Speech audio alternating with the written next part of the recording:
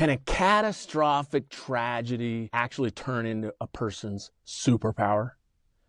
We hear things like this all the time. Is it even true? Well, today, I'm going to bring you the case in point, James Dixon. His grandma named him Superman for good reason. And before telling you what the promise is, I'm going to give you the spoiler. He had his leg amputated at 11. He still got a college basketball scholarship. The journey's amazing. After that journey's amazing. The reason I dare give you that spoiler is because the rest of this interview, all of it, is even better than that. You have to listen to this interview all the way, especially both episodes and the action plan he gives us. It's mind-boggling. So today we go down to James Dixon in their studio and interview him and get it all out of him. Poverty creates a problem, and it's a lack of information and knowledge. You're in a fire, it doesn't make the fire hose feel great. Yeah, to be more because so many people had poured into me, beginning with the doctors, the nurses, my grandmother, my mother. It felt like a betrayal for me was to go into the hospital and for them to take my leg. How you doing, James? Honored to be with you, honored to be in your presence. It's odd that your last name is Cook. You know, in the sense is that there's a moniker now in the day that when someone is doing something powerful, we tell them, let them cook. Well, that's what you're doing. You're impacting lives, and I'm honored to be here with you as you cook and impact lives. That's nice of you. Let's cook. I love that. Maybe we'll change the motto. I want to start at the beginning. I love your stories, but as I've heard it a couple of times live and in different ways, you tell it different every time, I've come up with my own questions that I think are really relevant for someone that is leading an organization or just leading their brand new career. So I want to start from the beginning. And usually we have the perfect world, and then we have the inciting incident where something really bad happens that propels people. That's not the case with you. Tell us about the very beginning of your life and what went on there. Well, you know, when people talk about your origin story, you start off using a nickname my grandmother gave me, called me Superman. It's ironic that I would have that name because I was born with severe disabilities. Poor blood circulation, the inability to walk. I had surgeries from the time I was 90 days old and kept having them until I was 11. Origins is where we either choose to be a villain or you're going to be a superhero. For me, mine was crafted because I had a grandmother who decided that I would not be a villain or victim because villains come from the victim mindset.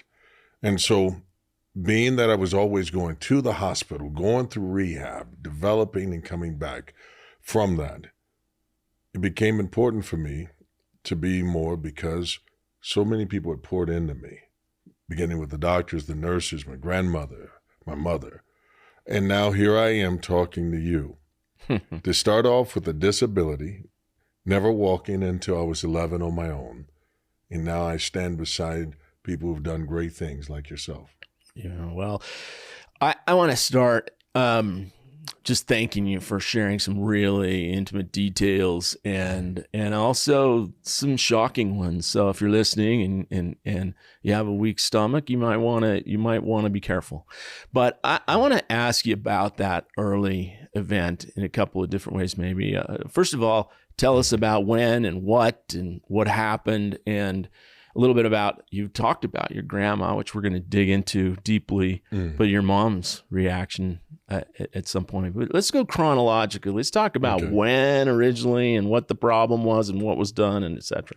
Well, being that poverty creates a problem, and it's a lack of information and knowledge. My family did not know about the problems that were happening with me. There was no way to know. There's no one in my family that had ever been had the problems that I was born with. And so they didn't know what to reference it or how to reference it. My mom being 18 definitely wouldn't have had the experience or life background to prepare her for a child with disabilities.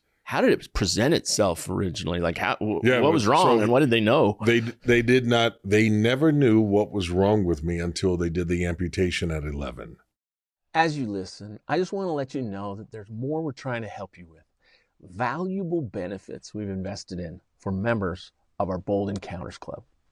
We've also created a way for you to just see if these advantages help you. Go to boldencounters.tv and join, and you'll get a free month's access to experience premium guidance, tools, and the care that we've invested in this work. At boldencounters.tv, you can also give club access to someone else you think may want more meaning or need more money in their life's work. Stay with us today, and at the end, you'll hear all about these great benefits. They never knew what was wrong with me until they did the amputation at 11. Wow. So from birth, it just began. The thought was that I had, I just needed a splint when I was born. And then at 3 months of age, they said, wait a minute, there's something wrong. One side of him isn't growing.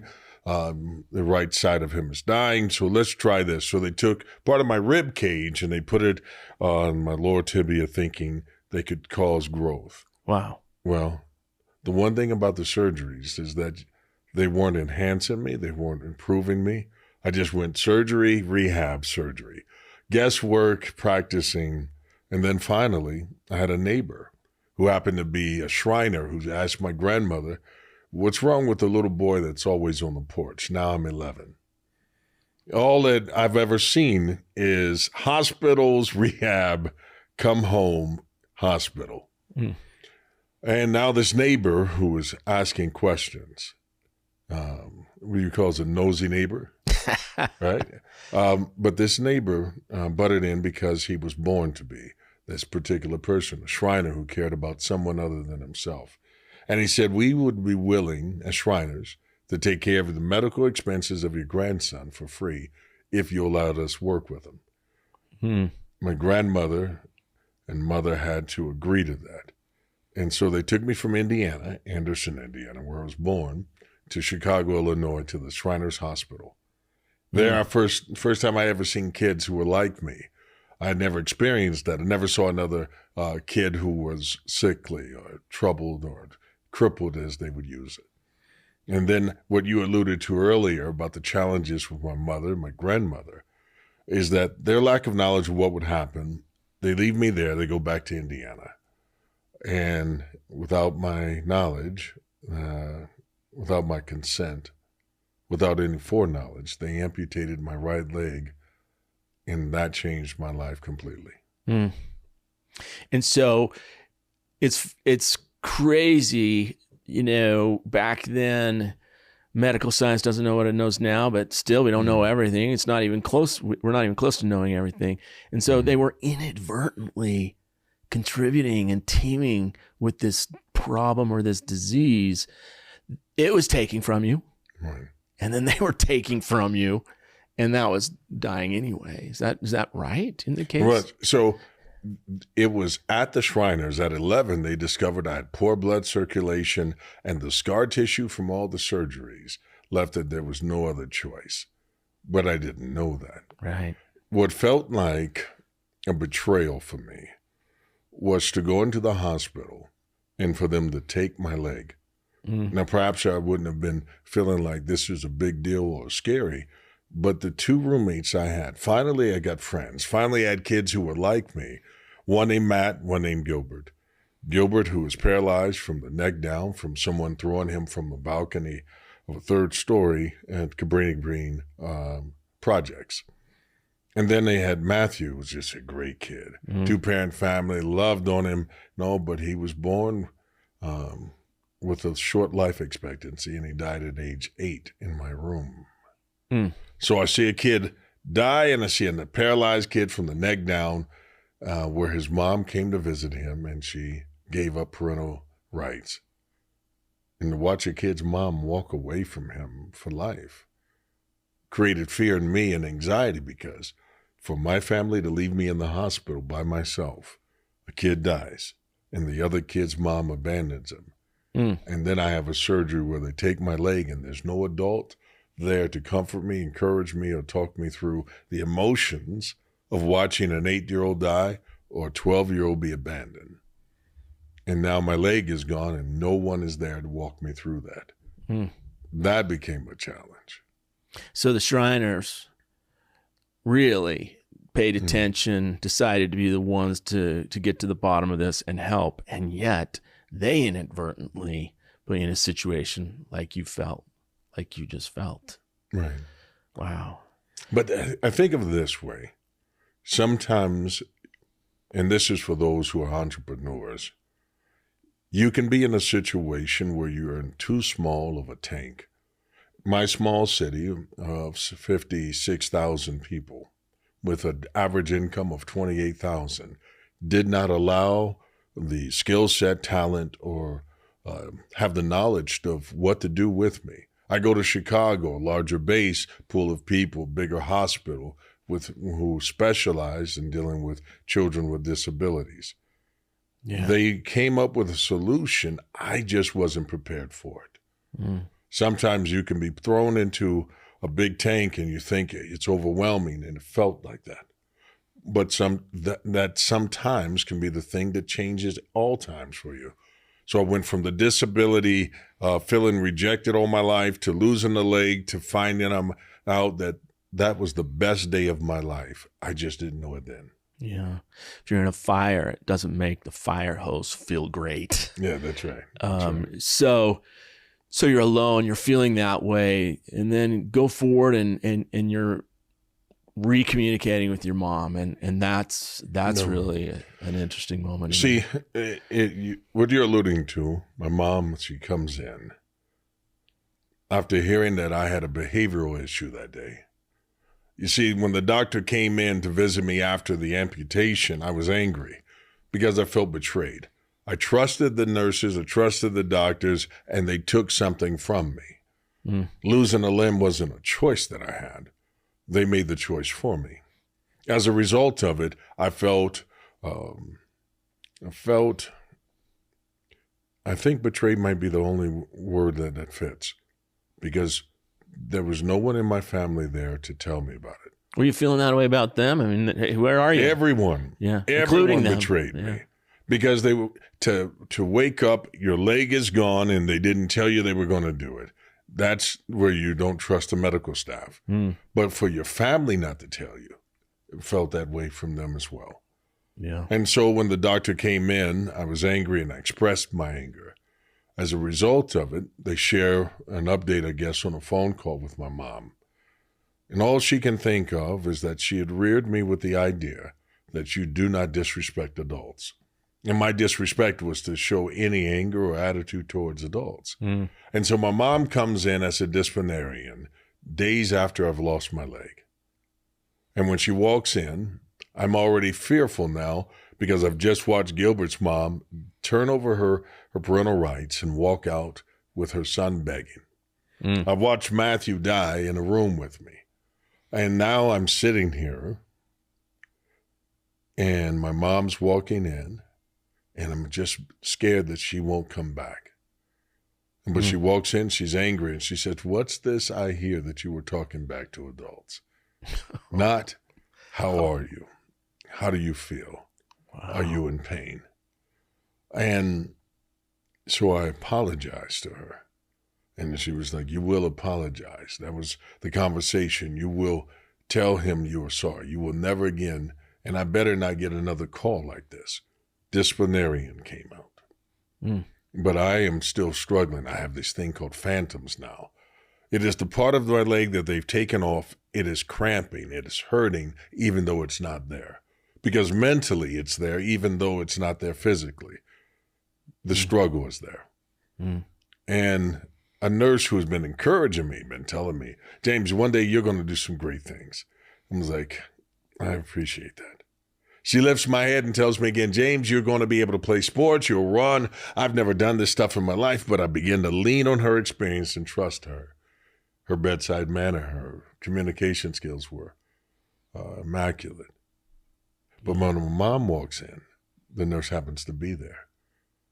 And though I've been in trouble with my mom now because I had an attitude about them taking my leg the day they did it, the nurse I turn to and I say, would you tell Mom what you told me about me being able to walk, run, I'll play basketball, I'll do all the things that I've ever dreamed of doing. And my mom got upset.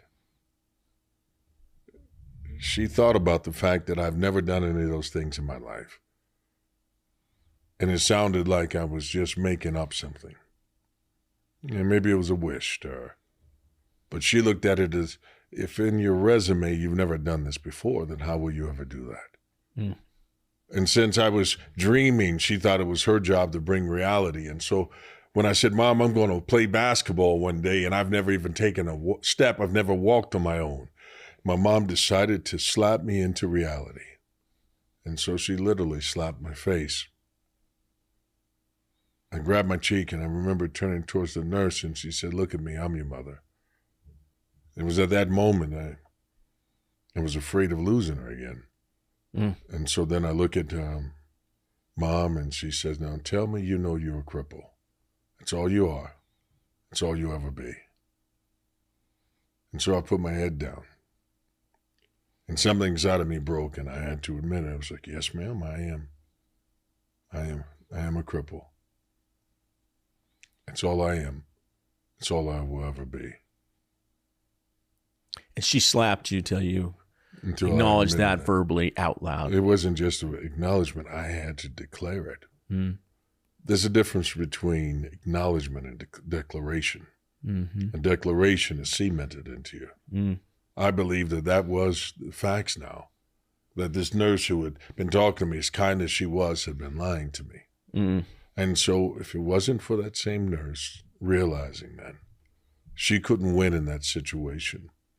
But she thought it was a trump card, and that happened to be my grandmother.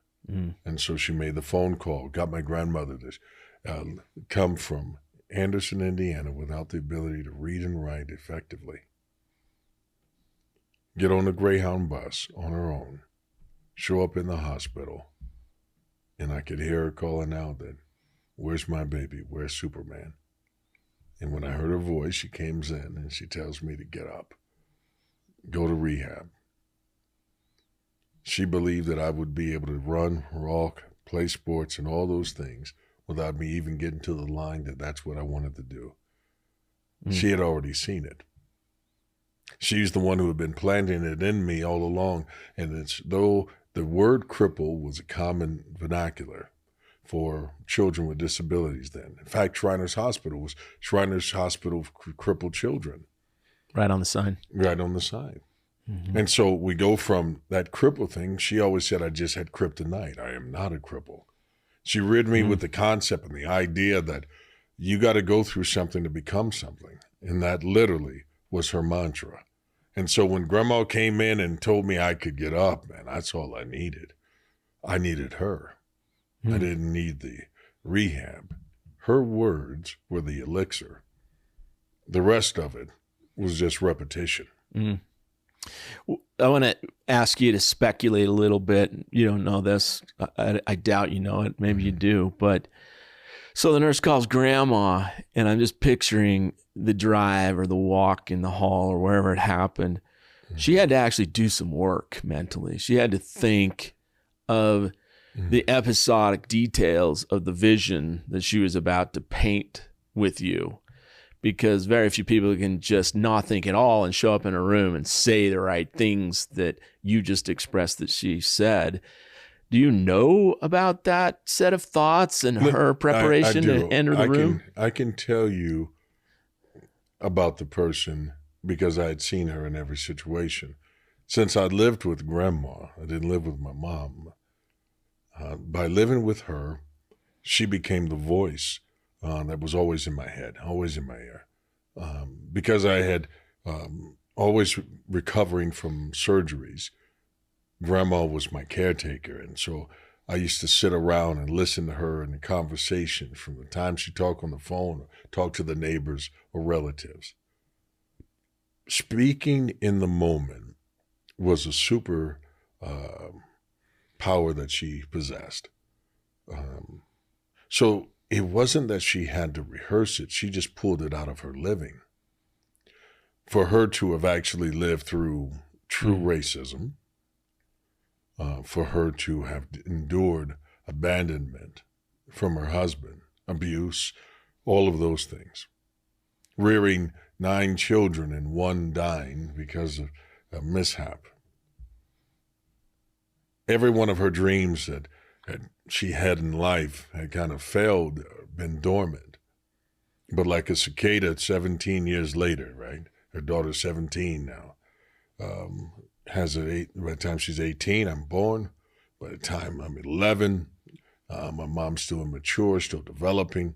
But Grandma had learned how to speak into the moment. So when she walked in, she simplified it because she was a woman of faith. Get up is actually a quote to what Christ said to a little girl. It is also what he has said about picking up that bed and walk. And so when she spoke, it wasn't just her words. It was always her faith. And I leaned on it. I borrowed hers until I could have my own. So she just brought the details of her faith in that room. Everything, every pore of her. My grandmother reared me with the idea of, I'm investing in you. We talk about business ROI, but with her, relationships had to have a return. Yeah. She was like, baby, I've retired. I put in my work. I've done everything I'm supposed to, but I'm choosing to rear you. I don't have to. But if I'm going to do it, then you got to give me more. You have to be more. What am I raising? That was a question she would ask me. And there was always a call and response between us. And I was like, you're raising me to be a good man. She said, no, baby, good ain't enough. I'm raising you to be a great man. Because if I'm just wasting my time, I don't need to. You can go, somebody else can do this. But if I'm going to pour myself into you, because I'm not going to be here. That was a foreshadowing. Yeah. Well, it's interesting. Correct me. This is what I'm hearing and feeling. So your mom is in a tiny little Midwest town. It's flat. That's right. She's not seeing any mountains. She's in the inner city of a small little max 60,000 person town, and she knows what she knows, and she has the tools she stools, and she's also a fraction of the way through her life, so she has the lack of experience that she's fighting, and so she handles it the way she handles it. But your grandma, so your mom has a little town in her head, basically. And your grandma, she had to overcome, one thing that really touched me in listening to some of your other interviews is it seemed like she had to overcome the identity of being the child of slaves. That nothing's shackling me. It might have shackled you, but don't tell me it's shackling me. I'm free.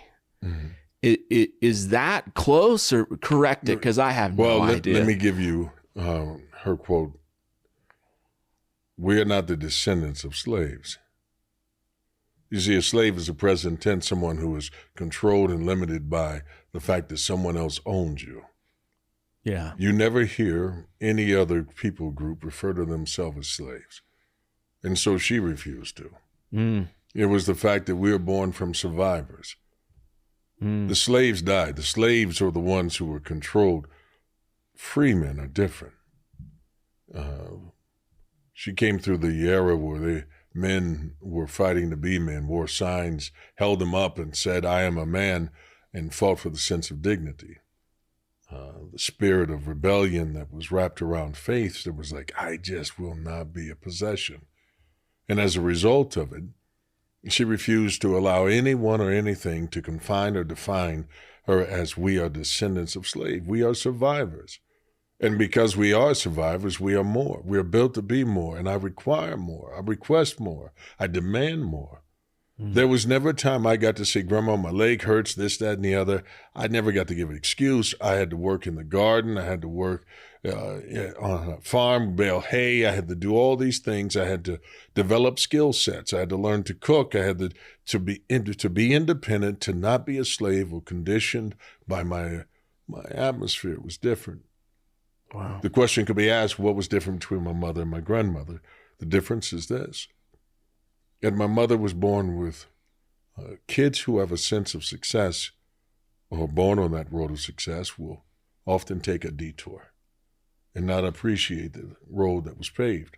My grandmother came from the dirt, though. Mm. My grandmother saw beauty in red clay and said it was edible and would pick it up and eat. Mm. My grandmother saw things differently. Than she would grow it, or she had animals in the city. You know, it was I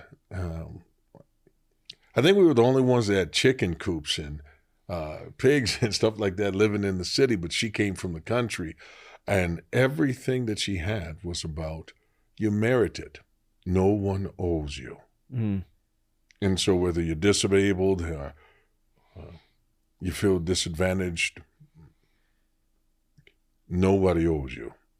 No. Well, this idea that you've given me is brand new to me, and I want to just express it. It's off topic of your story and our subject, but I want to. It's so powerful. I just want to ask you about it. What I heard just now, one little piece of it was that it's in the present tense. The word slavery is about present tense, and so she didn't have that associated with her. It was not in her identity. It belonged to someone else. And then because things had changed, she didn't even see it in her parents anymore. And if you do that, suddenly the only thing that slavery is to her is the sin of the people that did it and not them at all. They're the people that have names that their parents gave them, that had the strengths and the laughs that happened because they were living no matter what the circumstances. And so she is someone. She's not a thing. Man, I'm going to even frame it this way. My grandmother's name is Keziah. Mm-hmm. It is the replacement daughter for Job. It's the last daughter of his. Wow. When God gave that, and so it's a blessing. It's a give back. It's a blessing. Wow. It's when God gives you back child support for being a child of his that endured, right? And she's the fifth of her name. My daughter is the sixth of that same name. Wow. And so whether we were given a name that was associated with someone who traded or whatever, that has nothing to do with who we became. Yeah. My family crest is not built on whips, chains. My family crest comes from the idea that there's a cross that was there. Yeah. And on that cross, man, that is different.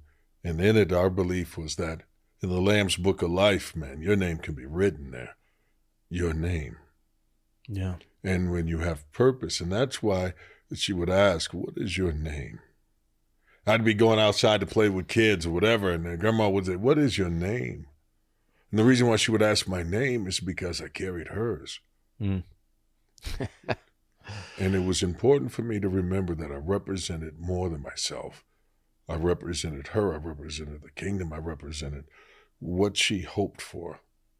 And so there were promises that I had to make. Mm. One of them was that I would be more. And for many years, I struggled with that. You talked about at the beginning, sometimes you work with people helping them through imposter syndrome. Yeah. What happens when you're not living up to the image that you're supposed to? Mm-hmm. Your potential. And I felt for many years that I was failing. And then something shifted. I decided that I don't want to live with regret. I don't want to die and wonder what could have been. What would I have done? What would have happened if I went all in, if I just threw all the chips in and bet on me? Yeah, and that happened very late in life, surprisingly, Absolutely. Right? I want to go back, just not back to that same place, but I want to just cover something that I actually didn't hear a lot of in your other interviews. Could you just give us the details? So they take your leg, and your grandmother says, "Get up," and tell us the logistics of one leg, new leg. Just tell us the mechanics of what that is over those early years where you become mobile. Like what were the mechanics? What were the devices, or none, or whatever the situation was? Well, then I start off with wooden legs, literally 25-pound legs that are. There's nothing dynamic about them. There's no energy return. It's not carbon fiber. None of those things that come into play. And because children grow so fast, they give them the cheapest of products. Wow, 25 pounds? That's a log. Right. And so, but for me, it was access. Wow. You see, I never saw it as a negative because it was access for me to be able to stand. The foot, it was a rubber foot, and it couldn't grow at the same pace as my other. And so there was tons of struggles and adaptations I had to make. But I gladly made them. I started to play sports just to prove them wrong. And them, I mean Mom, and them, I meant everyone who had ever seen me as the crippled kid on the porch. Yeah. And I simply wanted Grandma to see me fulfill those dreams, those promises I said I would do. I would play sports. I would run. I would play basketball. You name it. And I would wrestle. I'd do whatever every other kid did. And so when it comes to those early years, first thing that I did, small thing, but big thing for me, I wanted to know what grass felt like. Because I'd never been off the porch, never been away from the hospital, never been allowed to go get in the grass. And so walking over and being able to let my sound side, that's how we refer to your leg that you still have, feel what grass felt like was a big thing to me. That was one of the first things I did. And then I decided I wanted to play basketball, and I tried out for a basketball team just months after learning to walk. I didn't make it. But everything that the coach did to cut me from the team, the running and all, I got up every morning and ran. I've never used an alarm clock in my life. My grandmother woke me up at 4 a.m. every morning without an alarm. Wow. And so I still wake up that way. She was not messing around. No, because that's when I did my homework in the mornings. But then I would get up and I'd run a mile. And the only way I knew what a mile was, because they cut me from the team, you had to run a mile in 6 minutes, 30 seconds or something like that, I think was it. And I couldn't do it. And so there was a billboard, and it said that I think it was Wendy's is 1 mile ahead. Yeah. And so I'd run from the billboard, which was just a block from my home, and I'd run and touch Wendy's. I did that every morning until I got that time down, because I needed to prove the coach wrong, that he couldn't cut me. Because everyone else just wanted to play basketball. For me, I wanted to prove that I was human.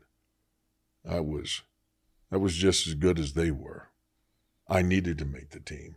It wasn't about, I didn't dream of how many points, rebounds, blocks. I dreamed of making a team just because of what it would do to affirm me as a man. And so Grandma encouraged me. She prepared my breakfast for me, got me out in the morning, whether rain, sleet, or snow, and I learned to adapt in that prosthetic, as bad as it was, in every condition. And no matter how it would hurt, I mean, how many boils or sores I developed, I never let any of those stop me because I was finally mobile. You know, it's interesting to hear you talk about, in some ways, some metrics, some concretes that would make this, quote, disability, unquote, irrelevant almost. Like, you do that 6-minute mile, who cares? If you could get on the team, maybe it doesn't matter as much. And I hear that a lot in your story, where the accomplishment of things is something that you climb towards, and maybe a lot of other people don't. They just assume and accept the things that they can't do. And that's a big problem in a life. Yeah. You mentioned climb, and it made me think of this. In my life, I've had many false summits. I thought when I made the team, it would have validated me. Mm-hmm. And I made a team. Mm-hmm. And in doing so, I thought, man, this is it. I got my jersey number. I finally made it. And I thought, this is vindication. This is validation. And it didn't do it. I thought when I got to college, being the first to go in my family, this validated me. This was vindication. That was a false summit. Because every time that I got to the top of something, I have an earned doctorate. Mm. And even with that, it didn't validate me. Mm. Is that why you don't go by doctor? No, I do use it. Do you use it? Yeah. It's just that whether it doesn't define me. Mm. I'm still just a child of God. I'm Keziah's grandbaby. I'm all those things. I take more credit and joy in that than I do in using titles. Yeah. Because titles come and go. But it is noticeable that you leave that behind more than other people that have a doctorate, to me, which is actually an admirable thing to me, because it validates what you're just saying. I mean, you are you, and it's enough. And that's the phrase you just said. Yeah. It's enough. Yeah. I am enough. Yeah. I thought when I made a basketball team, my mom would be like, I was wrong, babe. I said, you would never do this. Do you know that never came? And that's why I say the validation you're seeking from people, when people are like, who's the number one speaker in the world? Who's that? That is a vote that is other people casting, and it can be manipulated by different sources, vanity metrics, and all that stuff. But man, if you can lose the give a damn about what other people think about you, that becomes a superpower. Yeah. And so my roles change. My identity doesn't. And that's why I say I think the greatest title that I hold is that I am Keziah's child. And that I refuse to. I'm 3 years into success. Yeah. And they were like, wow, how did I get here? You know, my grandmother worked at the factory. I was third generation. My mother worked at the factory. I worked at the factory of General Motors building cars. And it was then while doing that I realized I was not called to build cars. I was called to build people. Mm-hmm. And, yeah. I love the story of how we do that. We've got to touch on that. I want to go back to the basketball for a second. So whether or not you validate it, you've mentioned elsewhere that you were really determined, and I'm going to let you use your words because I like your words, and I want to talk about this because I think it's very, very fruitful in business and work life and family life and everything. How did you make that college team? What was inside going on, both wrong and you discovered right, to get to that level with a prosthetic leg? I would tell you that, I don't know, I want to say this. One of the best blessings in my life was rejection. Coach Donner rejected me. Coach Donner cut me, and he would give me a different excuse. If you were a year younger, if you were this, that, and the other, if only, but he would never say it's my leg. I remember going to the athletic director and saying, all I'm asking for is a fair opportunity. Let me try out. If you'll come watch, all I'm asking for is to go against these guys. I knew that that I belonged. And the reason why I knew this is because I had put in work that no one saw. Yeah. I met Ray Lee Tolbert. He played for the Lakers, IU championship team. He was Mr. Basketball. I knew his mother. His mother made him, while he was in the NBA, teach me basketball. So we went to the boys club, and he taught me how to play below the rim. He taught me drop steps. And then he added one other ingredient. He was like, physically, you're going to find somebody faster, stronger, always, especially with your situation. But what they can't match is intensity. And so he gave me a tool, and Ray said, Imagine the worst thing someone could do to you. And then guard them with that passion. And so the moment he gave me that, I remember going to trial for an AAU team. We had 6'10 guys, 6'11 guys, 7-footers, 6'6". I mean, I was born in a city and a time where it just happened to be those types all at one time. We ended up with this ESPN Scholastic #1 team in high school, #2, both in the same city. Yeah. So basketball was everything. Well, and those that don't know basketball, so the high school coach cuts you. Yes. And we, in the olden days, we thought, well, that's the pinnacle for that age for basketball. But you left that arena and you went to the higher, what is really a higher set of talent. AAU, right? Yeah. And so I got the coach's son played for Purdue. His name was Link Darner. And I'm so thankful that Link was born, because Link gave me something to go after, because it was the coach's son. Yeah. And so he was supposed to be an All-American, all these things. But one of the things that I did is I tapped into something Ray Lee gave me, use your intensity. My intensity didn't come from I'm going to jump you, outrun you, or any of those things. I envisioned that he attacked my grandmother. And as a result of it, I hated him. And whoever it is that I had to guard, they became that person. And I would take a moment and I'd feel that emotion and that rage, and I literally would treat them as if that was happening. Mm. And so when I would guard guys, man, you're talking about that borderline between fighting and in like Game 7, somewhere in there, I that was my borderline.